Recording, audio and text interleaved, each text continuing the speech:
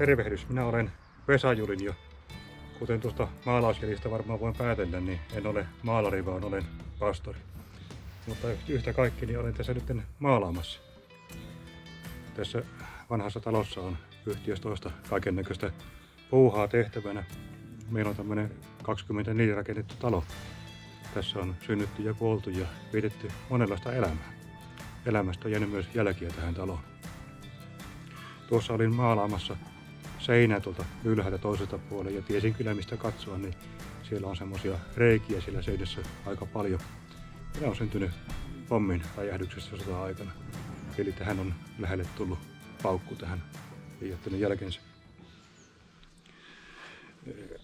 Kaikista näistä elämän jäljistä, pommin jäljistä, minulle tuli mieleen tuo Paavalin Tessalonikalaiskirjeen lopputervehdys. Siellä luetaan näin, että kehotamme teitä veljet, ojentakaa kurittomia, rohkaiskaa arkoja, tukekaa heikkoja, olkaa kaikkia kohtaan kärsivällisiä. Eli Paavali kehottaa ojentamaan kurittomia, mutta rohkaisemaan arkoja.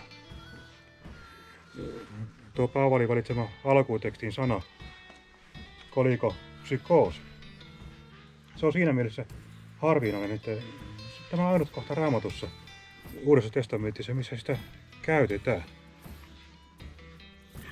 Tuo oliko tarkoittaa pientä tai vähäistä. Psykoos tarkoittaa sielua, henkeä tai elämää. Kun minä ensimmäistä kertaa tarkastelin tätä paikkaa, niin minä vähän hämmästelin, että näinköhän Jumala kantaa huolta myös pikkusieluisista.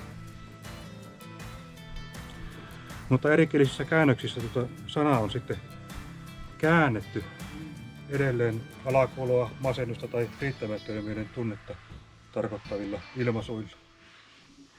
Jostain syystä elinvoima on kadonnut ja elämänhalun puute on tullut sijaan. Ja tällainen ihminen tarvitsee aivan erityistä lohdutusta ja hyviä, rohkaisivia sanoja tuekseen. Tällainen pikkusieluinen tai ahdistunut voisi olla henkilö, jolla ne omat pommin sirppalevammat ja elämän jättämät jäljet ikään kuin tässä talossa niin on jättänyt jälkiä. Elämä ei ole helppoa ja minä luulen, että elämän ei ole edes tarkoitus olla helppoa.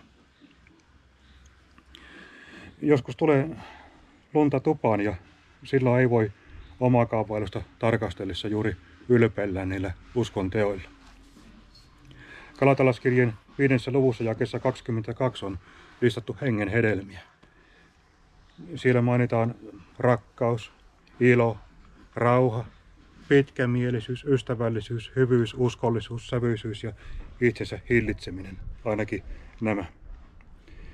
Eli pohjimmiltaan tässä Paavalin tekstissä on kyse siitä, että miten juuri sinä suhtaudut siihen lähimmäiseen, siskoon tai veljeen, jonka elämästä puuttuu nämä elementit tai joitakin niistä.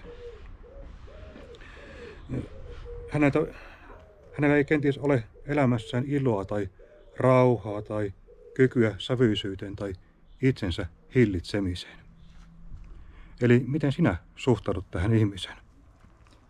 Ehkä me parhaiten ymmärrämme sen, että minkälainen rohkaisu Paavalilla oli mielessään siitä, että tuota samaa sanaa käytetään myös Johanneksen evankeliumissa. Siellä monia juutalaisia oli tullut lohduttamaan Martta ja Mariaa heidän veljensä poismenon johdosta. Ihmisten ojentaminen, tukeminen ja rohkaiseminen, se vaatii ennen muuta kärsivällisyyttä, joka onkin osoitus uskosta. Sitä tarvitaan erityisesti silloin, kun kaikenlaiset vaikeudet tuntuvat piirittävän eri puolilta. Meidän täytyy muistaa, että koettelematonta uskoa, sitä ei ole olemassakaan. Jos on uskoa, niin silloin on koettelemuksia. Sellainen kärsivällisyys, se on lähimmäisen vajavuuksien pitkäaikaista kestämistä ja toisten taakkojen kantamista. Mutta se on myös elämistä siinä luottamuksessa, että Jumala tekee työtä myös niissä lähimmäisissä, jotka tällä hetkellä tuntuu aivan erityisen hankalilta.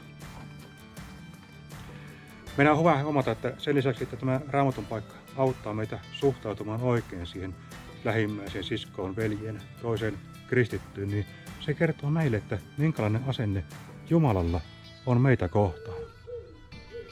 Miten hän tuntee meitä kohtaan. Hän on kärsivällinen silloinkin, kun me ollaan kurittomia. Hän ohjaa meitä oikeaan. Mutta myös silloin, kun elämänhalu tai usko tuntuu kadonneen. Silloin, kun meitä vaivaa tämmöinen akuutti pikkusieluisuus. Eli silloin hänen sanastaan on löydettävä ne lohdutuksen ja rohkaisun sanat. Hän on luvannut paitsi ojentaa kurittomia, myös rohkaista arkoja, tukea heikkoja ja olla kaikkia kohtaan kärsivällinen.